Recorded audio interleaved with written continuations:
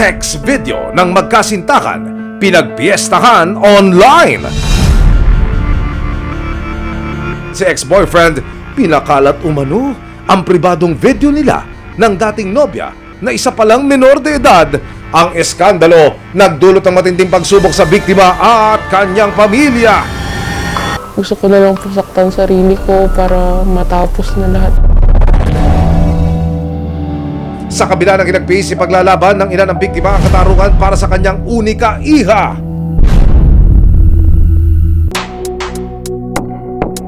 Dumulog sa resibo si Bernadette, hindi niya tunay na pangalan, para isumbong ang mabigat niyang problema. Ang kanyang 15 taong gulang na anak na si Luna, hindi niya rin tunay na pangalan.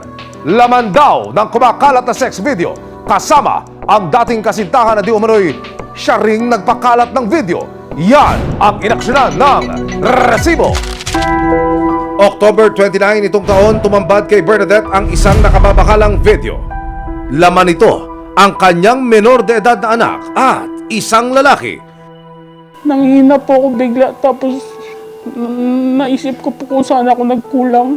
Nagalit po ako sa lalaki kasi po bago po may nangyari sa kanila noon, sinabihan ko po siya na bata pa po yung anak ko, marami pa pong pangarap sa kanya. Sana po wag mo na pong papasok sa isang relasyon. Kwento ni Bernadette, bago pa raw kumalat ang video, mahinala na siyang may karelasyon ang kanyang anak na itatago namin sa pangalang Luna. Chinek ko po yung social media ng anak ko. Nakita ko po yung conversation. Binabanggit po kasi ng lalaki na sino yung mga sinabihan mo na may nangyari sa atin. May sinend po yung kapatid ko sa akin na my day. Binati niya po yung anak ko. Doon po nalaman namin na meron na po siyang kasintahan. Dahil dito nagpasya si Bernadette na ilayo si Luna mula sa kanilang probinsya. Pero ang sinasabing nobyo ni Luna na si James, hindi niya tunay na pangalan. Sinundan pa raw ang kanyang anak pa Maynila at itinuloy ang pakikipagkita sa dalagita. Nagkayayaan po sila ng mga kaibigan niya po na mag-inuman. Hindi ko po alam na nasa Maynila po si pinilit niya po yung anak ko na may mangyari po sa kanila dun. Sa sumunod na mga araw, laking gulat daw ni Bernadette nang makatanggap siya ng nakababakalang impormasyon mula sa mga kaanak sa probinsya. Ang anak niyang si Luna, laman daw ng isang kumakalat na sex scandal. Sex video ng isang menor de edad at kanyang 19 na taong gulang na kasintahan kumalat online matapos ang kanilang breakup. Ayon sa ina ng biktima na si Bernadette, sa isang messaging channel daw nakita ng kanilang mga kaanak ang mahalay na video. May mga group chat po yung mga kabataan eh. Nagpapasahan po ng mga sex video po ng mga bata po eh. Tapos po yun, kasama po yung anak ko dun. Tapos pinorward lang po ng hipag ng kapatid ko yung video. Kaya po natanggap ko po yung video dito po sa Maynila na po kung saan po kami nakatira ngayon. Wala po akong lakas ang loob na sabihin sa kanya yung direct to the point po na kakausapin ko siya.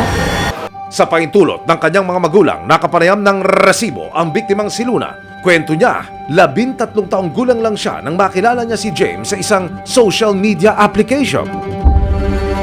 Nagkakilala po kami sa chat lang po. Nag-chat po siya sa akin, nagre-reply siya sa story ko. Tapos mga ilang buwan, nireplyan ko na po siya. 13 years old po ako noon. Nung nagkita po kami, hinawakan niya agad yung bewang ko. Nanligaw po siya. Tapos pumayag naman po ako. May mga time na nagiging touchy na siya. Tapos po yung gusto niya po ko halikan. Hindi ko po alam na ganun pala pag pag mag-girlfriend, boyfriend na, pwede mo na siya ganun hawakan. Pero makalipas ang 11 buwan, nagtapos din daw ang kanilang relasyon. Before pa po ako umalis, nag-cheat na po siya sa akin. Nakita ko po may kausap siyang iba, may nakaka-meet up siyang iba. May nakakita din po ako, nakikipagtalik siya, may video po. Nakapag-break po ako. Ang relasyon na nauna ng hinadlangan ni Bernadette, nadagdagan ng panibagong dagok ng kumalat na ang pribadong video ni Luna at James matapos ang hiwalayan. Yung relo po na suot niya po, yung sa video po, makikita ko po dun sa social media niya.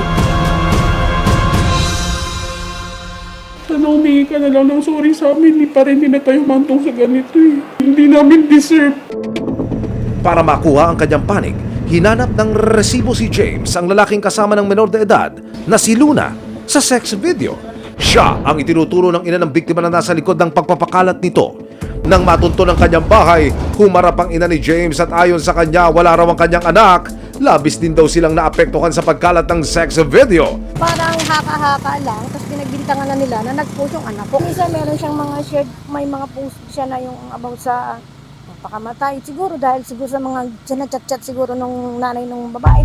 Sa ngayon ay hindi pa raw makakapagbigay ng panig si James. Yung mga rumors lang po kasi yung lumabas na yan, hindi po talaga yan siya. Kasi ilang beses ko tinatanong yung mga anak ko, natin niya, wala akong mama, wala talaga akong kinakalat ng mga ganyang video na yan. Hindi naman natin alam ang katotohanan kung yung anak ko ba talaga nagpakalat ng video o kung yung anak ko ba talaga yung nasa video. Ang pagkalat ng pribadong video ni Luna, nagdulot din ng matinding stress para kay Bernadette. Nagigilty po ako bilang ina kasi nagtrabaho po ako sa maraming lugar. Tapos yun, sana po kasama ko po yung anak ko para po hindi nangyari sa kanya yun. Lahat ng mga ginawa mo sa anak ko, yung pambababoy mo. Pinaniwala niya po ko na ulti nga daw po halik, hindi niya po magagawa sa anak ko. Sana humingi ka na lang ng sorry sa amin. Maging si Luna, nakararanas na ng matinding depresyon dahil sa pangyayari. Gusto ko na lang pasaktan sarili ko para matapos na lahat. Sobrang pagod na po kasi ako, pati po yung si mami po. Sana makulong siya kasi hinayaan lang niya ako. Pero hindi pinanghihinaan ng loob si Bernadette. Desidido raw siyang panagutin ang dating karelasyon ng kanyang anak. Kaya November 28, kasama ang resibo, nagtungo ang mag-ina sa Pasig Police Station. Isang taon mula nang maganap ang krimen, formal nang maghahain ng demanda ngayon ang complainant dito po sa investigation section ng Pasig City Police Station. So sa investigation po namin dito yun nga po at nakita naman po natin yung kumakalat na video. Talaga namang hindi ka aya-aya. Kaya nararapat na masampa ng kaukulang demanda itong suspect. Pwede po siya makasuhan po ng RA 9995 o yung Anti-Photo and Voyeurism Act. At dun sa ginawa niya panggagahasa dun sa minor de edad, is 14 years old lang siya during that time, ay pwede po siya makasuhan ng RA 11648 o yung bagong batas natin, stronger penalty sa kasong rape and child exploitation po. Nakipag-coordinate na po kami siya sa Anti-Cybercrime Unit para po sa agarang pagkakamura nitong sexual video na kumakalat ng ating biktima. Sa payo ng mga otoridad, inilapit si Luna sa National Center for Mental Health para magsagawa ng intervention sa dalaga. Para kay Bernadette, hindi raw siya titigil hanggang makamit ng kanyang anak ang hustisya. Sabi ko, suportahan po namin siya. Kahit po na ano pong sabihin ng ibang tao, gagawin po namin yung lahat ng paraan. Sa kabila ng matinding pinagdaraanan, harapin daw ni Luna ang mga pagsubok at ibabangon ng sarili sa tulong ng kanyang mga magulang. Ipapangako po na kapag tapos ako ng pag-aaral ko. Kahit ganito yung nangyari sa akin, kahit dadalhin ko to hanggang sa pagtanda ko, makakapagtapos ako. Tsaka ako naman po yung tutulong sa inyo. Ang pagmamay-ari at pagkakalat ng sex video ng sinuman ay mahigpit na ipinagbabawal. May karampatang parusa ang mapatunayang gumagawa nito ayon sa Anti-Photo and Voyeurism Act. Malayo pa ang aabutin ng laban ng mag-inang Luna at Bernadette, pero ang mahalagay, mapanagot ang dapat managot at may mga ahensya ng tumutulong kay Luna para manumbalik ang kanyang tiwala at pagmamahal sa sarili. Maraming salamat sa panonood, mga kapuso. Para masundan ang mga reklamong nasolusyonan ng resibo, mag-subscribe lamang sa GMA Public Affairs YouTube channel